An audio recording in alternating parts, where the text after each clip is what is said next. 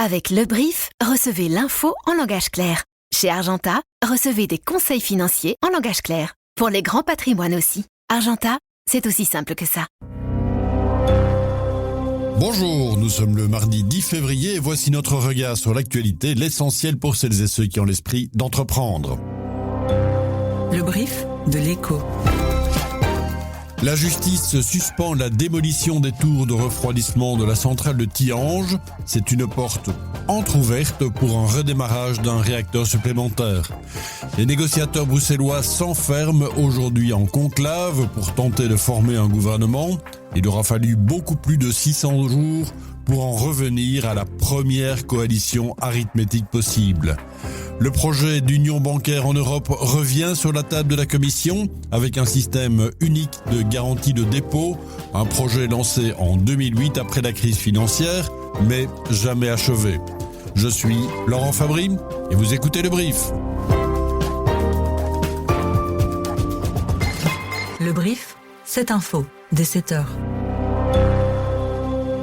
C'est un nouveau rebondissement dans le dossier nucléaire belge. Le permis de démolition de la tour de refroidissement de réacteur Tihange 1 vient d'être suspendu par la justice. Une décision qui relance au passage le débat sur un éventuel redémarrage de la centrale ondine. Oui Laurent, parce que cette démolition devait marquer une étape clé du démantèlement voulu par l'opérateur Engie. Le problème, c'est que le gouvernement fédéral voit les choses autrement. Le Premier ministre Bardo Wever et le ministre de l'Énergie Mathieu Billet veulent garder la possibilité de relancer Tihange 1, arrêté en octobre.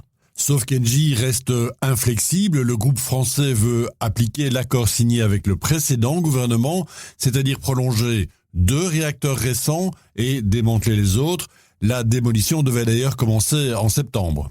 La destruction de cette tour aurait signifié la fin de toute possibilité de redémarrer les réacteurs mis à l'arrêt, mais un recours en justice est passé par là et le permis de détruire est suspendu tant qu'une décision sur le fond n'a pas été rendue. Ce recours a été introduit notamment par le mouvement écomoderniste We Planet, la commune de Oui et les citoyens. Leur crainte qu'en détruisant les tours, on rende tout redémarrage impossible. Oui, selon eux, réduire le parc nucléaire belge poserait un risque pour l'approvisionnement et pour le climat, avec un retour accru aux énergies fossiles. Résultat, le dossier Tihange est loin d'être refermé. Merci Ondine, et puis on ne manquera pas de suivre ce dossier de près dans le brief.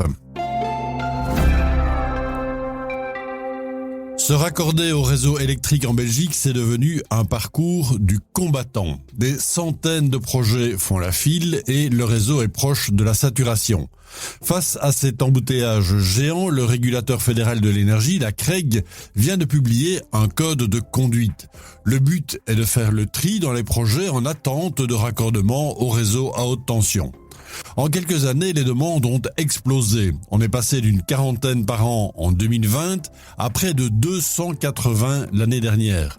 En cause notamment le boom des data centers et des parcs de batteries. Résultat, l'équivalent de 4 fois et demi la consommation maximale du pays attend aujourd'hui une prise électrique.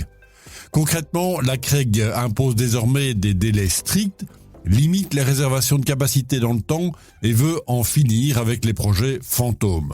Objectif, libérer de la capacité pour les projets réellement prêts à démarrer. Et si les demandes continuent à affluer au même rythme, le bouchon risque de durer. Cette fois, ça y est, 7 partis bruxellois s'enferment dès aujourd'hui en conclave. MR, PS engagés, Groen, Voorhout, Anders et CDNV ne devraient pas en sortir sans un accord de gouvernement. L'objectif est d'atterrir avant les vacances de carnaval qui démarrent ce week-end. C'est le président du MR, Georges-Louis Boucher, qui les a convoqués et c'est la première fois depuis le scrutin du 9 juin 2024 que les partis politiques bruxellois s'entendent pour peut-être former une majorité des deux côtés linguistiques. Hier, la ministre bruxelloise de la Mobilité, Elke van den Brand de Groen, s'est montrée prudemment optimiste au micro de Belga. C'est important qu'il y ait une majorité dans les deux groupes linguistiques, mais surtout qu'on peut finalement commencer à discuter sur le fond. Comment est-ce qu'on peut faire en sorte que notre ville devienne à nouveau résiliente? Comment est-ce qu'on peut donner un gouvernement qui rend fiers les Bruxellois, qui donne un projet, une perspective, être à côté du monde associatif qui a tenu depuis 600 jours dans cette ville pour faire en sorte que tout continuer au mieux possible. Alors maintenant, je pense qu'on doit dépasser l'élément de veto et qui va avec qui et travailler au fond et trouver un projet. La coalition sera très diverse avec beaucoup de partenaires, mais faisons un projet qui nous unit et pas qui nous divise. Mais la partie est loin d'être gagnée. Cependant, les sujets qui fâchent ne manquent pas, en particulier sur le budget. Les libéraux francophones comme flamands veulent un retour à l'équilibre en 2029, un calendrier très serré qui implique des économies importantes dans une région déjà sans gouvernement, je le rappelle, depuis plus de 600 jours. Et si votre emballage de colis ne finissait plus directement à la poubelle?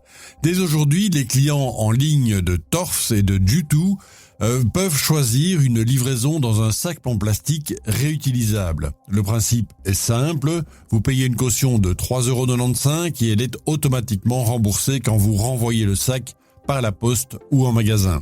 C'est un projet pilote, une première en Belgique, mené par B-Post et le groupe AS Adventure. Pendant 6 mois, environ 2000 sacs vont circuler pour tester si ce type d'emballage peut vraiment fonctionner à grande échelle dans l'e-commerce. Car le défi est réel. Les emballages réutilisables ne sont pas forcément plus verts ni moins chers que le carton, sauf si ces sacs sont utilisés de nombreuses fois. Et la nouveauté ici, c'est la traçabilité numérique. Chaque sac est équipé d'un QR code pour suivre précisément ses allers-retours et pour rembourser automatiquement la consigne. Un test grandeur nature alors que l'Europe impose d'ici 2030 de passer du tout recyclable au réutilisable, verdict attendu cet été. C'est peut-être le moment qui va faire basculer Lys Médical dans une autre dimension.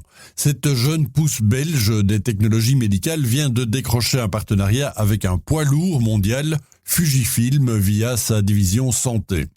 Lys Médical est une spin-off de l'ULB installée à Waterloo. Sa spécialité, c'est un endoscope miniature, une caméra minuscule capable d'aller filmer des zones très précises des poumons. Une technologie novatrice pour diagnostiquer le cancer des poumons, comme nous l'explique son fondateur et CEO Benjamin Mertens. On développe la plus petite sonde endoscopique du monde qui permet d'aller visualiser et caractériser les tumeurs dans le fond du poumon. Donc actuellement, le fond du poumon est une zone invisible, inexplorée, et donc on apporte cette vision aux pneumologues, ce qui leur permet de pouvoir anticiper le diagnostic et d'améliorer la précision du diagnostic.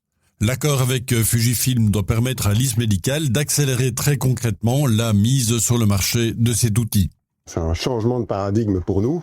Fujifilm est un leader mondial dans le domaine de l'endoscopie médicale et donc ça permet de bénéficier de leur force de frappe commerciale pour déployer notre solution et nos accessoires au plus grand nombre.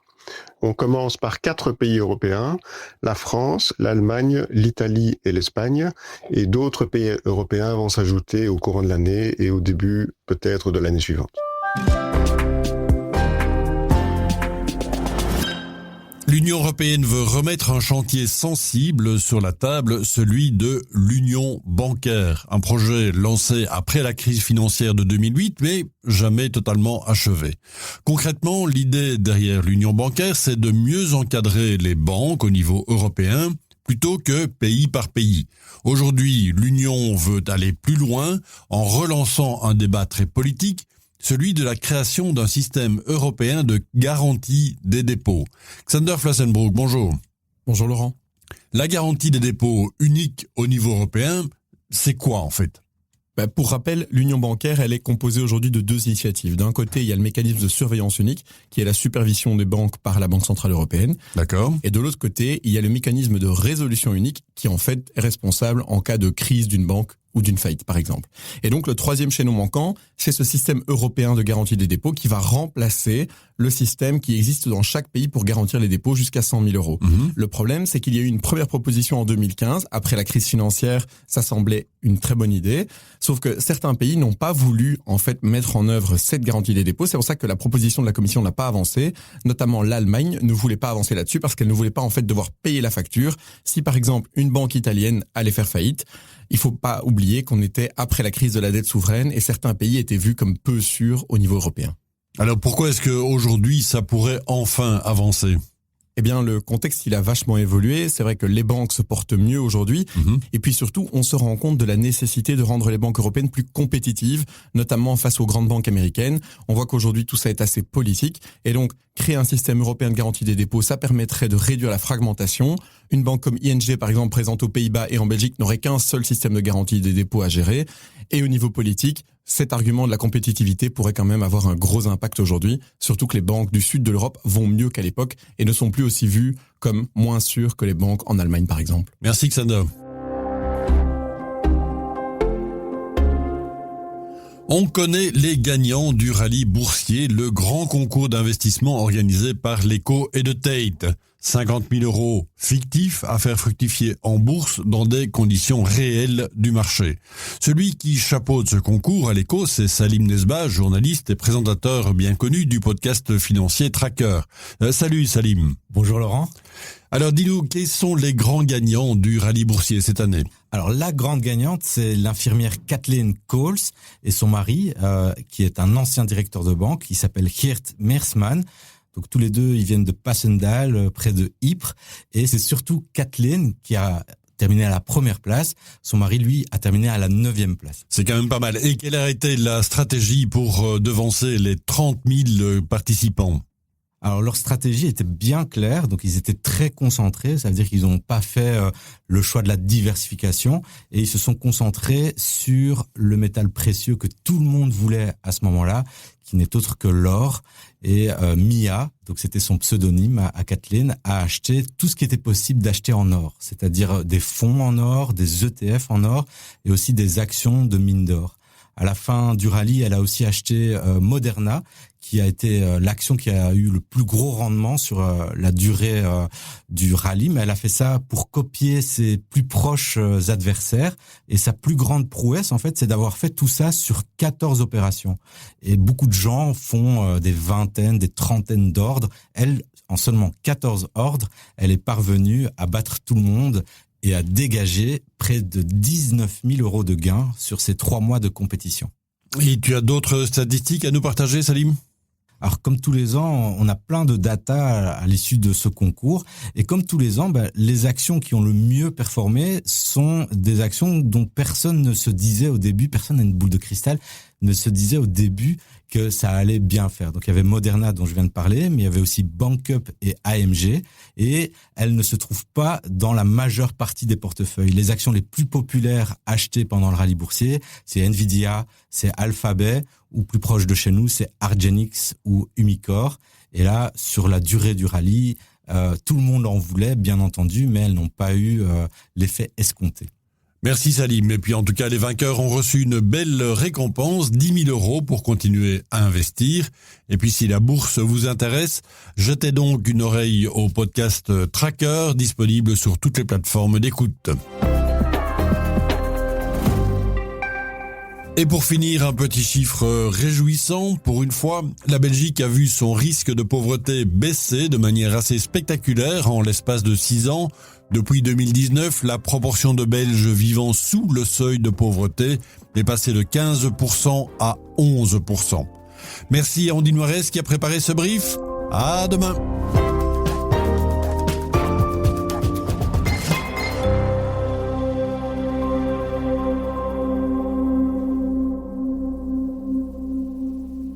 C'était l'essentiel de l'info en 7 points avec le brief. Chez Argenta, l'essentiel tient en 2 points. Voici le bref. Premier point. Nous rendons le personal banking vraiment personnalisé, grâce à des conseils financiers à taille humaine, également pour les grands patrimoines. Deuxième point. Des investissements exclusifs et un banquier qui vous connaît. Voici comment nous faisons la différence chez Argenta, avec des conseils qui vous correspondent vraiment. C'était le Bref d'Argenta. C'est aussi simple que ça.